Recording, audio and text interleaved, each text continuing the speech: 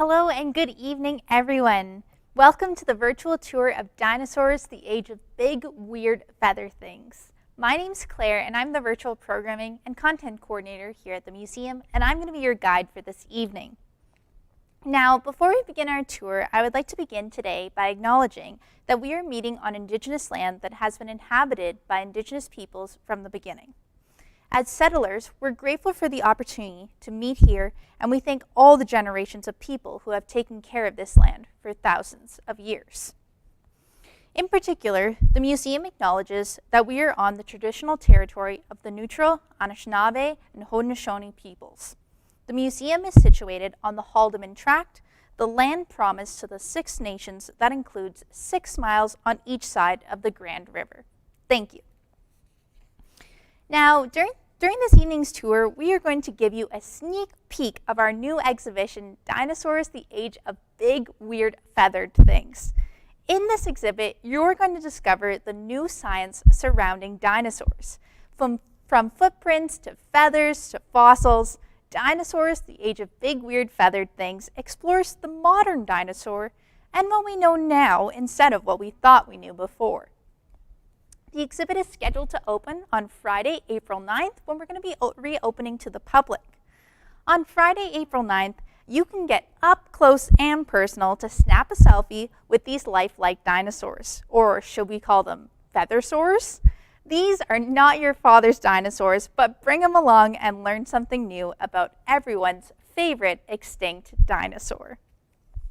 Or dinosaurs, I should say, and reptiles. So before I get into the tour, I'd also like to take the time to thank our sponsors for this exhibition. The exhibit is actually funded by the Government of Ontario, and I would also like to thank our knowledge partner, Dr. Jordan Mallon from the Canadian Museum of Nature. Now, the animatronic dinosaurs you're going to see in the exhibit are on loan to us from the Indian River Reptile and Dinosaur Park. And you actually might recognize some of these dinosaurs from our Dino drive-thru that we ran back in October. And we're actually going to be reopening Dino drive-thru during the month of April. So it's going to be open from April 1st up until April 25th. And you'll be able to see even more roaring dinosaurs of Jurassic size as you journey through an authentic park setting. The park is bigger and better than ever, and this time includes time tickets, reduced waiting times, and lines. So grab your tickets at dinodrivethru.ca. So dinosaurs have dominated the Earth for over 140 million years. Dinosaurs lived approximately 245 to 66 million years ago, in a time known as the Mesozoic Era. This was long before the first humans even existed. So scientists divide the Mesozoic Era into 3 periods: the Triassic, Jurassic, and Cretaceous. At the beginning of the Triassic period, all of the land on Earth was one giant continent called Pangaea. Over millions of years, the land gradually split and shifted from one huge mass into smaller continents. The climate changed, and new growth and vegetation affected how the dinosaurs evolved. Now, as you know, this exhibit is called Dinosaurs, the Age of Big, Weird, Feathered Things, and paleontologists have long debated whether or not some dinosaurs had feathers. It was only recently feathered dinosaurs from approximately 100 million years ago during the Jurassic period were discovered, providing further proof that some dinosaurs did indeed have feathers. Now, if you think about it, scales are probably not very good at holding in heat. So it is possible that early feather development evolved as a better means to keep the dinosaurs warm. The single shaft feather that we find on early dinosaurs would have prevented heat produced by the body from escaping into the air. These simple feathers developed over evolutionary time, branching off with side barbs and barbules and developing an array of colors, providing other functions like flight and mating attraction. Now, you might be wondering, how do we know they have feathers? Well, preserving feathers is very difficult because they easily rot away.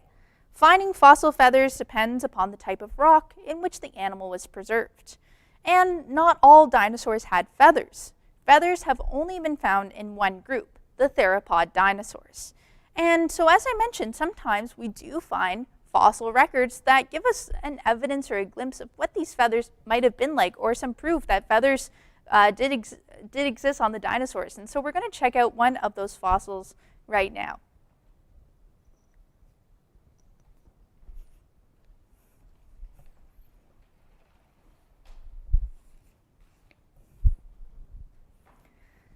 So right now you're looking at a replica of a fossil of a Sinosauropteryx. And this is one of those fossils that I was talking about, one of these discoveries. And it was actually discovered back in the summer of 1996 by a Chinese farmer in Liaoning province. And it was the first feathered dinosaur fossil. And it's called a Sinosauropteryx prima. This fossil heralded a suite of new feathered dinosaur finds over the last 2 decades. Not just in China, but across the globe, including in Canada. So now you're looking at a little more close up. And so you can see on the Sinosauropteryx that it has this head, it has 2 short arms there, its body, 2 legs, and a very long tail. And if you take a look along its back, kind of along the back of its head, its back, and up along its tail, you'll notice those kind of brown-black lines. And that's what paleontologists believe to be the feathers of this dinosaur. And so you can see they go all the way along its back and all the way up its tail.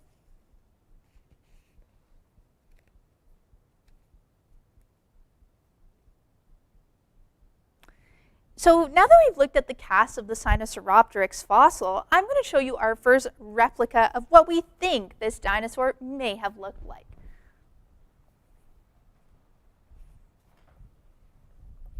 So here I am just beside what we think the Sinosauropteryx may have looked like, based on some of those other fossils and also some of the other things that we know about Sinosauropteryx. So I am just saying may, as we don't know 100%, right? This dinosaur is extinct. But you can see our Sinosauropteryx here is fairly small. I'm now on my knees right beside it, and we're about the same height here while I'm crouched down. So it wasn't a very big dinosaur. And taking a look at the feathers on its body, what do you think they're like? I can see that kind of the body and tail have more down-like, kind of shorter, soft feathers, whereas the arms have maybe more of those longer feathers that we're familiar with seeing on modern-day birds. So the Sinosauropteryx lived during the early Cretaceous period, about 125 to 122 million years ago. And another really interesting discovery with the Sinosauropteryx is that fossils have actually indicated that this dinosaur ate lizards. So they have found some fossils of this dinosaur with lizards in its belly. Pretty interesting. Now, earlier I talked about theropod dinosaurs, and you might be wondering, what's a theropod dinosaur?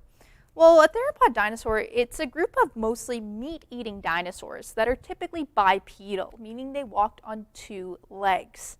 Now, dinosaurs in this group can be small, like the Sinosauropteryx, but they also include very large dinosaurs like the T-Rex. And actually, we're going to see a cast of a T-Rex skull later in our tour. So let's head over to our next dinosaur here in our exhibit.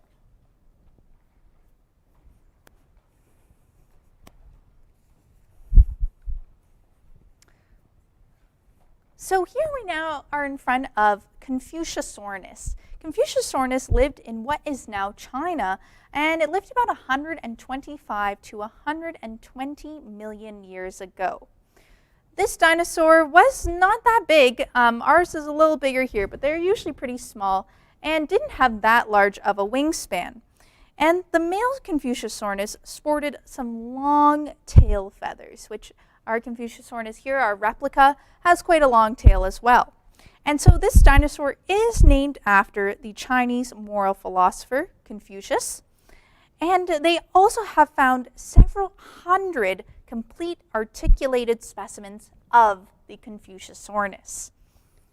Now, if you're looking to have some fun during the April spring break, I want to recommend that you check out our Designing Dinos and Discovering Dinos virtual camps for kids. During Designing Dinos camp, this camp is for ages 9 to 14, you're going to be learning all about hydraulics, and you're going to use those skills to bring a dinosaur to life. During Discovering Dinos camp for ages 5 to 9, this camp will introduce campers to the fascinating lives of dinosaurs. You're going to learn about their diets, their habitats, and it's a fantastic way for any paleontologist in training to spend their spring break. So both virtual camps are going to be running from April 12th to 16th. And if you want to register or even just find out more information, definitely head to themuseum.ca/camps to get all those details about our spring break camps. Now, we're going to meet one that I think you might be familiar with, but I don't know if you'll recognize what he looks like. So let's head over this way. So now I am standing in front of a Velociraptor. Now, this Velociraptor here probably looks a little different than the Velociraptors we saw in the original Jurassic Park films. Hollywood's version of the Velociraptor was about 6 feet tall, but fossils indicated it was actually the size of a large turkey. Again, ours is a little bigger, but I mean, I'm only about 5'3", and I'm a fair bit taller than this guy. The first Velociraptor fossils were discovered in 1923 during an American Museum of Natural History expedition to Mongolia. So they actually discovered a giant claw alongside a complete but crushed skull. And originally they believed that the claw belonged to the hand of the Velociraptor. But through research and a fair bit of time passing, we actually learned that the claw did not belong to the hand of the Velociraptor. It was actually its second toe on its foot. And paleontologists describe it as a predator's perfect weapon. It could grow to more than 6.5 centimeters around its outer edge. And it would have served as a great tool for the Velociraptor to hold down its prey. So now you're able to see a little bit of a closer up of some of those really large claws that it had on its feet. Again, that would have been perfect for it to hold down its prey so it could eat it. As we know, these are carnivorous dinosaurs here. Velociraptor lived approximately 75 to 71 million years ago during the late part of the Cretaceous period. It was one of the most bird-like dinosaurs ever discovered, as it was small, fast, and had those sickle-shaped claws on each foot that made it a formidable predator. I definitely would not have liked to have met one of these creatures in real life. So I'm pretty glad they're extinct now. Now, in 2007, the discovery of quill knobs on a Velociraptor fossil proved that this dinosaur had long feathers attaching from its second finger and up its arm. Despite its wing-like arms, Velociraptor wouldn't have been able to fly. It didn't have the apparatus needed to get an animal of its size off the ground. It did have a wishbone, which is a fused collarbone, like in modern birds, but it wasn't the shape needed to support flapping wings. The size and shape of Velociraptor's arms meant its wings weren't big enough for it to glide either, and it had symmetrical feathers, not the asymmetrical ones that we see in modern flying birds. Given that Velociraptor was flightless, what were the feathers for? Well, Velociraptor's feathered body would have kept it warm. The longer arm feathers may have been used in mating displays or to cover eggs while brooding. Although this model shows the hands sticking out from feathery arms, comparisons with birds suggest the plumes would attach from the second finger. Its agility was also helped by a long, stiff tail that helped steer at high speeds, which you can see along the back here. I thought that was a really interesting fact that they actually used their tails to help them steer when they were running at very high speeds. So they really were quite a dangerous predator. Now, if you love some of these obscure facts as much as I do, we have an upcoming event that may be perfect for you. we have an evening of pop culture and science trivia on March 18th at 7 p.m. And you can join us for a virtual, boozy, adults-only dinosaur trivia.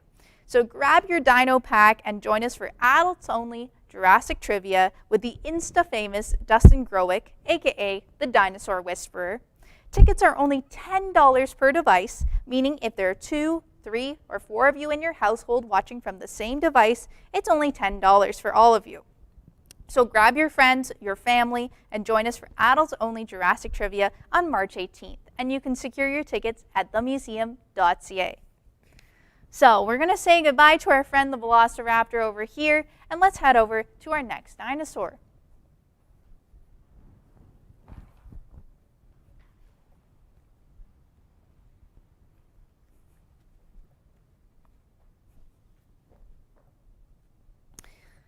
So this here is a Sukomimus, and this large dinosaur lived during the early Cretaceous period, about 125 to 112 million years ago in what is now Niger, Africa.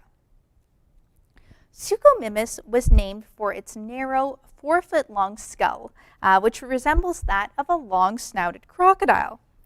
Its name actually means crocodile mimic because of its head that looked kind of similar to a crocodile.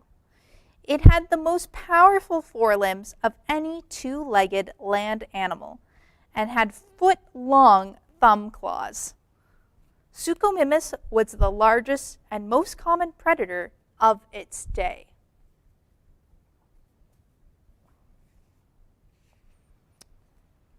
It was powerfully built with giant claws on each thumb, and its diet actually primarily consisted of fish and small prey. Sukomimus could grow to a height of 16 feet and a length of 36 feet long. Now you might be wondering, well, how long is 36 feet? Well, that's the length of a standard telephone pole. So just imagine how long this dinosaur was if it was alive. It would be pretty big. Okay, and follow me over to our next specimen.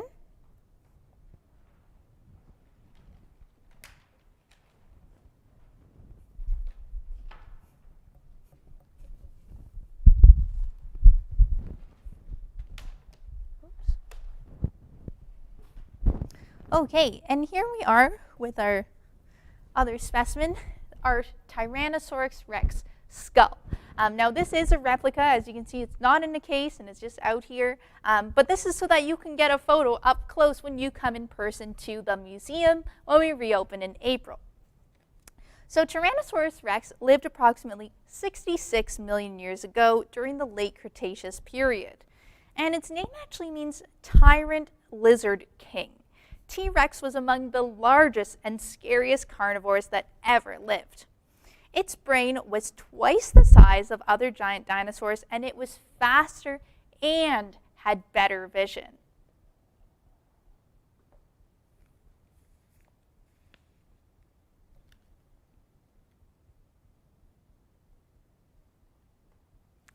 In May 2019, a cast of the largest T-Rex ever discovered was finally displayed at the Royal Saskatchewan Museum in Regina, Saskatchewan, after being painstakingly excavated since 1991.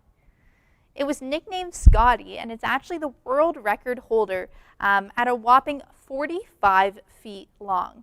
That's about 2.5 times as long as giraffes are tall. And so it is actually the largest dinosaur discovered in Canada, and that's on display over in Saskatchewan. Now, speaking of dinosaur discoveries in Western Canada, you might want to check out our upcoming event for those 55 and better on March 19th, and it's called Beyond the Badlands, Paleontology in the Grand Prairie region.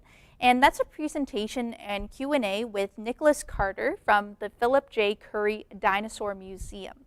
And Nicholas is going to be sharing some of the latest findings and discoveries from the prairies during this program for those 55 and better. And so again, that's on March 19th. The details will be on our website. So, hey, what's this? You might have seen this guy hanging out here. This is a small plush T-Rex, and it must have climbed over from our Dyno Outpost. So the Dyno Outpost is actually our new merchandise store here on the 3rd floor of the museum. And it's where you can get all your favorite dinosaur-themed gifts and toys. So we have lots of plush, but we do have things for adults as well. Really anything for anyone in your family who might love dinosaurs. So this gift shop is going to be open when we open back up to the public. And so definitely think about checking out the Dyno Outpost. So that brings us pretty much to the end of our virtual tour. You got to just see a few of the dinosaurs. Again, this was only just a short sneak peek, and we're really excited for you to come in person and see the whole exhibition and be able to get up close and personal to get those photos, snap those selfies. And so again, we're going to be reopening on Friday, April 9th. Just head to the museum's website to get all the details about our reopening and what dates and times are available for you to come in. We know all people, or people of all ages, love dinosaurs, so again, we have programming for everyone. Don't forget to check out themuseum.ca for all those upcoming events, camps, dinosaur trivia for adults, all sorts of stuff. That's all on themuseum.ca. And if you want to secure your tickets for the upcoming Dino Drive-Thru, which will be at Bingaman's from April 1st to April 25th, definitely head to dinodrivethru.ca. That's where you can secure those tickets. Again, they're time tickets this time, reducing wait times, and it's going to be even bigger and better. So if you already saw the old Dino Drive-Thru, definitely think about coming back because it's going to have even more stuff for you to see. So if you have any questions, definitely pop them into the live chat. I'm going to be going on to the live chat now to answer questions you may have to the best of my ability. But if you have any questions, put them in there now, and I'll come on and answer them for you. Again, I would just like to take the time to thank all of you for checking out this sneak peek. I know we didn't show you everything, but I hope you enjoyed what you saw. I'd also like to extend a thanks again to my colleague Daniel, who's behind the camera and handling the tech, as well to our placement student over here, Natalie, who's been handling the chat up until now, and she's going to help me continue on there. And also to our team here at the museum who took all the time to put this exhibit together, from the signage, graphics, installing everything, and as well to our sponsors at the Government of Ontario and our partner at Indian River Reptile and Dinosaur Park, who loaned us all the dinosaurs, and to Dr. Jordan Mallon for providing his knowledge. So thank you everyone tonight for joining us for this tour. We hope you enjoyed it, and we hope we see you in person or online at some of our upcoming events. Thank you so much, and good night.